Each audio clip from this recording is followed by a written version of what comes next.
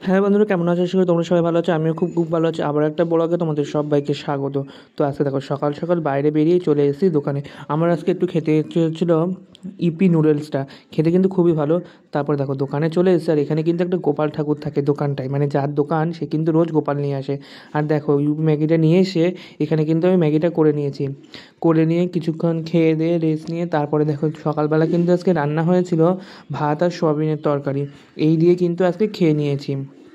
খেয়ে তারপরে ফ্রেশ হয়ে বেরিয়ে পড়েছি, কিন্তু দেখো আমার মাথার চুলটা এত বড় বড় হয়ে গেছিলো যে খুবই অসুবিধা হচ্ছিলো। তার কারণ যাচ্ছে এখন হেয়ার কাট করতে, মানে চুল কাটতে। চুল কেটে এসে সমস্ত ঠাকুরের বাসনপত্র কিন্তু মেজে নিয়েছি। নিয়ে কিন্তু দেখো আজকে যেহেতু বৃহস্পতিবার ছিল, তাই লক্ষ্মীর ঘট বসিয়ে দিয়েছি। এটা হলো আমার 1 নম্বর বাড়িতে লক্ষ্মীর ঘট বসিয়ে দিয়েছি। তো কেমন লাগছে অবশ্যই কিন্তু কমেন্ট করে বলবে। তারপরে দেখো যা যা দেওয়ার জিনিসপত্র থাকে সব কিছু দিয়ে কিন্তু লক্ষ্মীর ঘট বসিয়ে দিয়েছি। দেখো বন্ধু, তারপরে এই বাড়ি পুজো দেওয়া হয়ে যাচ্ছি এখন 2 নম্বর বাড়িতে হাঁটতে হাঁটতে। দেখো সমস্ত কিছু নিয়ে যাচ্ছি এখন 2 নম্বর বাড়িতে হাঁটতে হাঁটতে। আর আমি রোজ এই গাছটা থেকে আকন্দ ফুল তুলি, এই গাছটা থেকেও। তো চলো হাঁটতে হাঁটতে যাই। দেখো চলে এসেছি 2 নম্বর বাড়িতে। 2 নম্বর বাড়িতে এসে কিন্তু দেখো সব ঠাকুরের বাসনপত্রগুলো কিন্তু মা মেজে রেখেছিল।